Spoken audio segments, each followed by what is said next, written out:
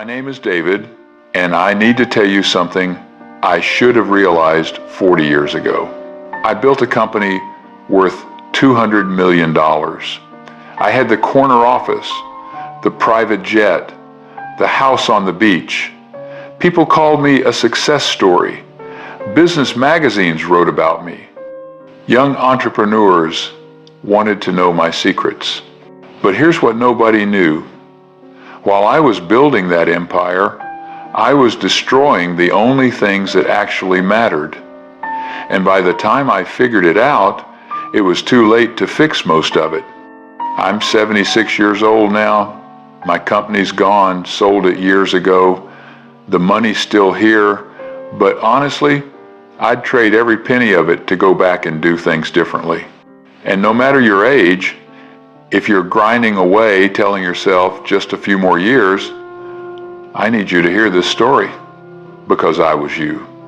And I was wrong about everything. Let me take you back to 1978. I was 30 years old, newly married to Sarah, and I just started my own business. Everyone thought I was crazy, but I was determined to prove them wrong. The first 5 years were brutal. 80, 90-hour weeks. I missed dinners, birthdays, anniversaries. But Sarah understood, or at least that's what I told myself. She'd say, "It's okay, we're building our future." And I believed her. I genuinely believed that once we made it, everything would be better. We'd have time then. That's the lie I told myself for 20 years. In 1983, our daughter Emma was born. I was in a board meeting when Sarah went into labor. I got there eventually, but I missed the birth. I told myself I'd be there for all the important moments. Except I wasn't. I missed her first steps, her first day of school, her soccer games, her graduation. I have this memory that haunts me. Emma was about 7.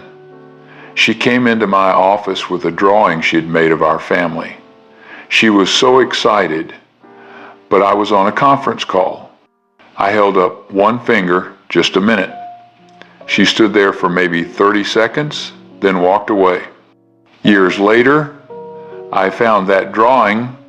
She'd written at the bottom, "I love you, Daddy, even though you're always busy." She was 7 years old. By the time I found it, it was too late to fix it. By 1995, we'd made it. The company was worth $50 million. We moved into a mansion. We took a vacation to Hawaii, our first real vacation in 12 years. I thought, see, it was all worth it. But something had shifted. Sarah had built a life without me. She had her friends, her charity work. Emma was 13 and barely spoke to me. I'd become a stranger in my own home. I told myself it was just a phase. Once Emma went to college, we'd reconnect. That magic then I kept waiting for. In 2001, Emma went to college. Stanford. I was so proud. But when we dropped her off, she hugged Sarah for 5 minutes. She hugged me for 5 seconds. Mechanical, obligatory. That same year, Sarah asked for a divorce. 23 years of marriage, and she was done waiting. She'd been alone in our marriage for 2 decades. I'd been married to my company, not to her. I couldn't even argue. She was right. After the divorce, I threw myself in to work harder. The company grew to $200 million. I was on the cover of Forbes. People asked me how I did it. I never told them the truth that I did it by sacrificing everything that mattered. In 2009, I had a heart attack. I was 61 years old.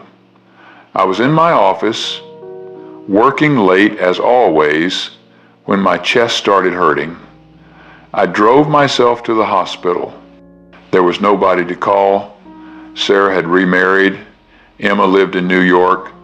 My assistant found out the next day when I didn't show up for a meeting. Lying in that hospital bed, hooked up to machines, I had this moment of absolute clarity. What was it all for? I'd built this massive company, but who was I building it for? Not for Sarah, she was gone. Not for Emma, she'd learned to live without me. For myself? For my ego? For some imaginary finish line that kept moving further away? I sold the company in 2012, got a huge payout, and then I had to figure out what that life was supposed to look like. 64 years old with more money than I could spend and nobody to spend it with, I tried to reconnect with Emma, called her every week, flew to New York. But here's the thing about time, you can't make it up.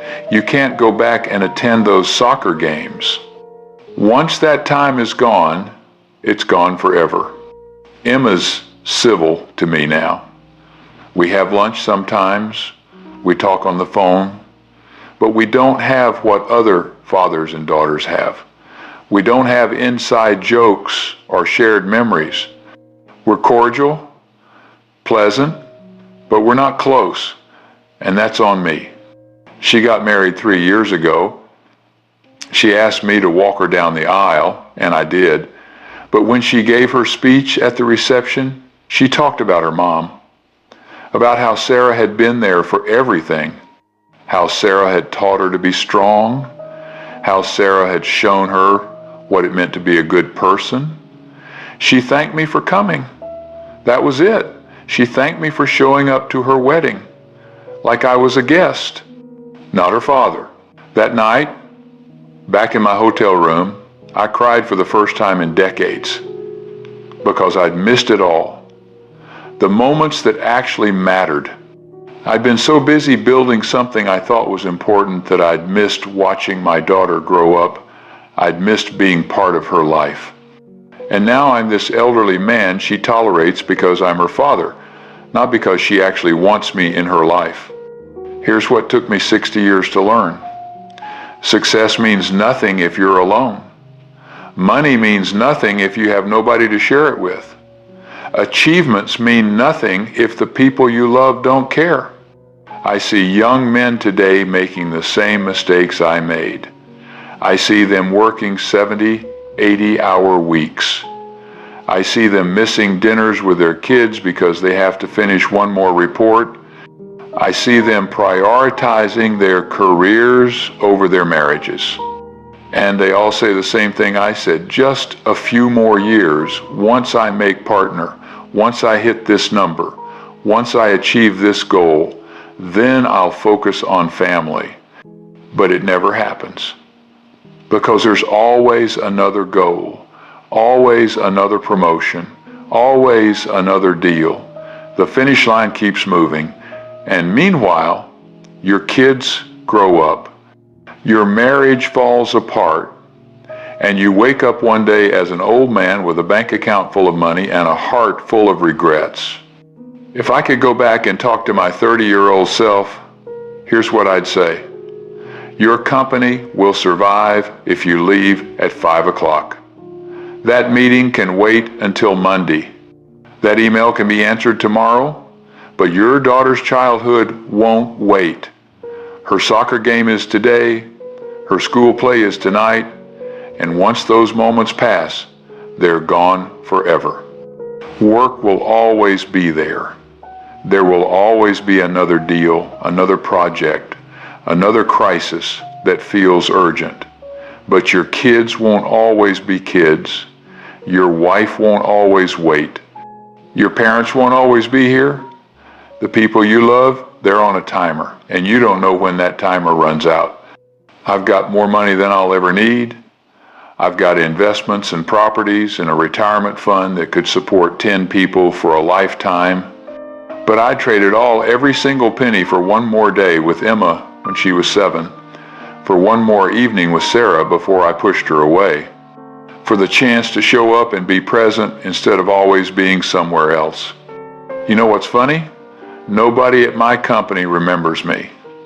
I sold it, and they brought in new management, And within 2 years, it was like I'd never existed. The deals I worked so hard on, nobody cares anymore. The achievements I thought were so important, they're footnotes in old business journals that nobody reads. But Emma remembers. She remembers every time I wasn't there, every missed birthday, every broken promise, every time I chose work over her. Those memories, they're permanent. They shaped who she is. They defined our relationship. And I can't undo any of it. I'm 76 years old now. I live alone in a condo by the beach.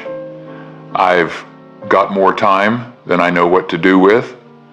I read, I travel, I volunteer, but mostly I think about what could have been. I think about the life I could have had if I just understood that success isn't measured in dollars or deals or square footage. Success is measured in relationships, in presence, in love. So if you're watching this and you're working late again tonight, I need you to stop. I need you to close your laptop. I need you to go home, be with your family, have dinner with your kids. Watch that show with your spouse. Be present. Be there. Because I promise you, 20 years from now, you won't remember what that report said. But you'll remember whether you were there for the moments that mattered. And if you're thinking, but I'm different, my situation is different, I'm building something important, I thought that too. Every man who makes this mistake thinks he's different. But we're not. We're all the same. We all think we have more time than we do. We all think family will wait. We all think we can make it up later. You can't. I learned this lesson 40 years too late. Learn it now. Go home. Be present. Choose your family. Because at the end of your life, nobody's going to care about your career accomplishments. But the people you love, they're going to care whether you were there. And if you're not careful, you'll end up like me. Rich, successful, accomplished, and completely alone. If this story makes you uncomfortable, good. It should. If it makes you want to change something, even better. Don't wait. Don't tell yourself you'll do it tomorrow or next year. Do it today. Do it now, because time doesn't care about your plans.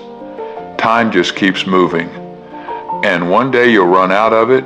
Leave a comment and tell me what you're going to do differently. Hit that subscribe button if you want to hear more from someone who learned everything the hard way. Share this with anyone who needs to hear it. And then close your device and go be with the people who matter. Because, trust me, they matter more than anything else ever will.